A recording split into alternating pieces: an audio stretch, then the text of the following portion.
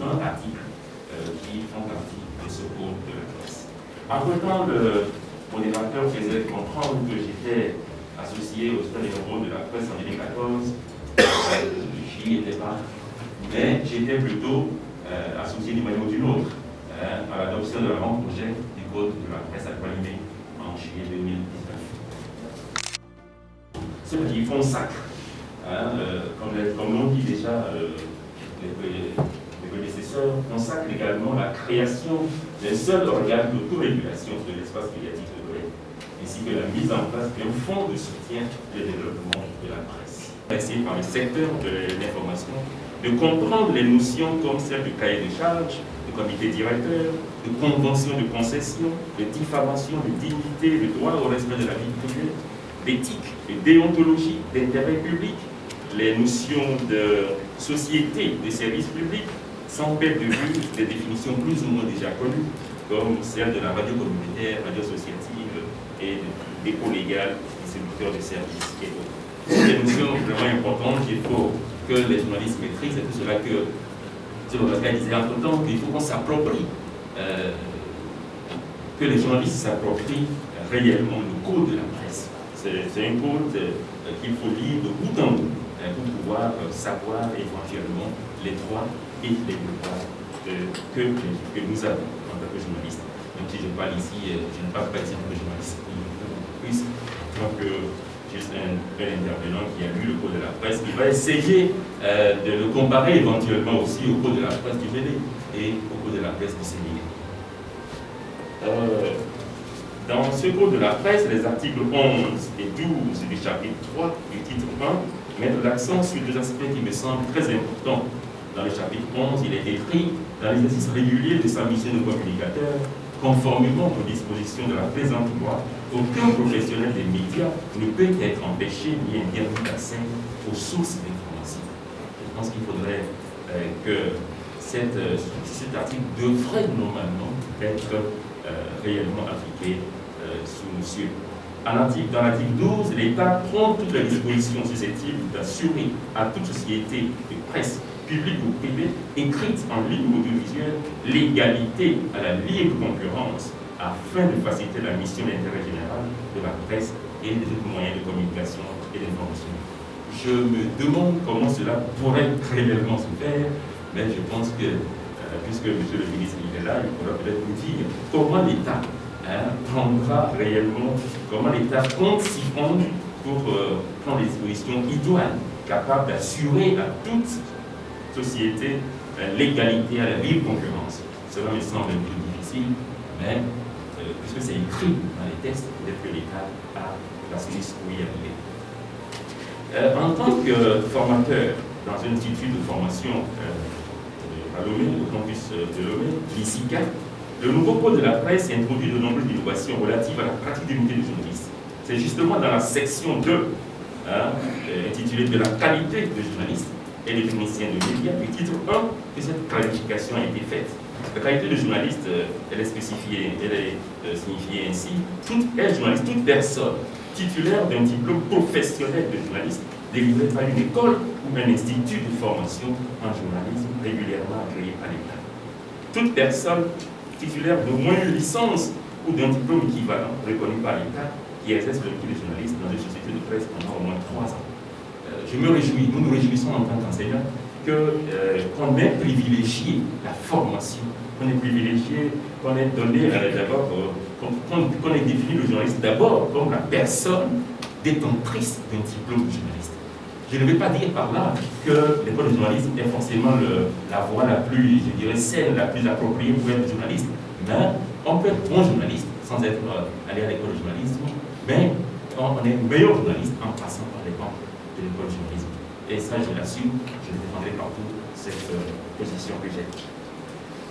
Parce que quand on lit le journaliste, toute personne qui a pour occupation principale régulière et rétribuée à la recherche, à la collecte, à la sélection, ça ne montre ça dit rien de concret. On ne met pas en valeur aucun diplôme de journalisme, rien du tout. Donc je pense que le monde de la presse a su corriger cela pour qu'on ait une presse de qualité. Les pays dans lesquels les personnes où on a des journalistes souvent formés dans les écoles de journalisme qui sont passés par Yaoundé, qui sont passés par Dakar, qui sont passés par Abidjan, qui sont passés par d'autres écoles de journalisme, y compris les écoles privées créées entre-temps au BD et au séminaire. Donc, et le code de journalisme délivré par une école ou un institut de formation. Et ils vont dans l'alinéa qui suit, tout titulaire d'au moins une licence de l'enseignement supérieur ou d'un diplôme équivalent et justifiant d'une formation pour la pratique pendant au moins 2 ans. Les Sénégalais aussi l'ont dit, hein, les journalistes, toute personne ayant fait une école de journalisme. Après viennent d'autres qualificatifs, d'autres aspects. On peut avoir fait le journalisme sur le tas et être journaliste. Donc, ça c'est très important pour moi à relever. L'autre aspect qui me semble aussi important à relever rapidement, parce qu'on a pas beaucoup de temps, Loïc, lorsque nous avions promis 10 minutes, on parle de 7 minutes. Moi, en venant, je me disais que je pouvais aller à 12.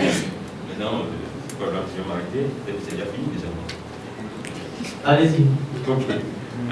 Donc, l'autre aspect, c'est la question de l'aide de l'État à la presse, et particulièrement le fonds qui est en tout cas prévu, le fonds qui est prévu dans le code de la presse actuel du Togo.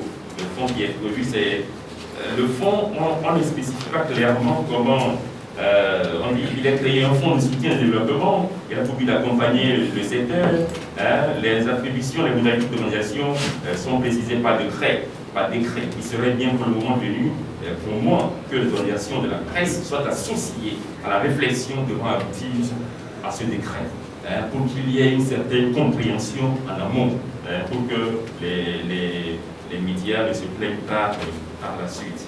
Maintenant, quand on va par exemple au niveau du Sénégal, il y a un fonds qui est associé depuis 2017 que ce code de la presse est réellement fonctionnel, opérationnel au Sénégal. Il a créé un fonds d'appui et développement de la presse qui, de manière durable et autonome, a pour mission de soutenir l'entreprise de presse, de servir de garantie pour les prêts bancaires, de soutenir toute initiative en faveur des multimédias, de verser une subvention directe à l'agence de la presse sénégalaise, de contribuer au bon fonctionnement de l'autorégulation.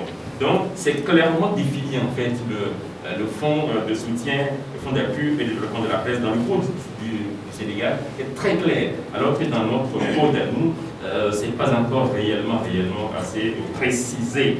Donc, il serait très bien, le moment venu, que tout cela soit réellement pris en compte. Les médias en ligne, les prédécesseurs également l'ont déjà dit, mais moi je pense que le fait qu'on ait écarté de la gestion par le code de la presse les médias sociaux, les réseaux sociaux, où mettons finalement les pages Facebook, les pages Twitter de nos médias, quand par exemple un journaliste qui est journaliste, qui a une carte de presse, quand il écrit sur sa page Facebook, quand il donne une information, c'est une information. C'est une information. C'est pas parce qu'il écrit sur sa page Facebook que cela doit être considéré comme que ce n'est pas une information. Donc, dans ce cas-là, finalement, comment allons-nous gérer ces cas-là? Je pense qu'il faudrait qu'on essaie de voir ce genre de situation. Il ne faudrait pas forcément qu'on laisse ces cas-là être gérés, pas forcément par le pénal, forcément. Mais je pense que si on essaie de trouver un moyen pour intégrer les médias sociaux, mais en précisant clairement les limites. Parce qu'un journaliste peut écrire sur sa page Facebook, parce que peut-être que celle-ci, c'est une page Facebook qui est liée en tout cas à son média, bien sûr. Son média. Sa page Twitter liée à son média, bien sûr. Ouais. L'autre point également que je voulais évoquer, peut-être pour terminer, parce que peut-être qu'on aura des questions, je vais répondre, c'est les cas par exemple de. Où est-ce qu'on nous mettons également aussi les productions éventuelles de livres, et puis pas les journalistes. Les journalistes publient des livres dans lesquels il y aura des révélations, qui sont des informations. Les journalistes français, américains, d'autres équipes des livres chaque jour. Ce n'est pas clairement, on ne parle pas réellement de ça dans le code de la presse au Togo. Si par exemple un journaliste demain écrit dans un livre, fait des révélations sur un scandale, sur des dossiers dont parle la presse au quotidien, comment allons-nous le traiter? Est-ce qu'on va juste le prendre parce que ça ne va pas au code de la presse? Je ne sais pas. Ce sont des questions que je me pose. que je me pose. Il y a également aussi quelque part aussi où on disait, au niveau de la qualité de journaliste, pour le Togo, on disait toute personne titulaire d'un BTS, donc toute personne d'au moins une licence ou un diplôme équivalent et qui exerce le métier de journaliste dans une société de presse pendant au moins 3 ans. Quand il exerce, là, durant ces 3 ans-là, comment on l'appelle? Il exerce sous quel statut? Statut professionnel? Quand il va en reportage, il a quel cadre de presse? Il a quelle carte? C'est la carte de son organe? C'est des questions qui sont un peu, je dirais, placées dedans et qui peuvent permettre au juge demain d'interpréter ça comme il veut. Ouais, c'est ça. Bon, je peux m'arrêter là, mais je suis prêt à répondre aux questions parce que j'ai préparé au moins 12 pages comme si j'allais un blog.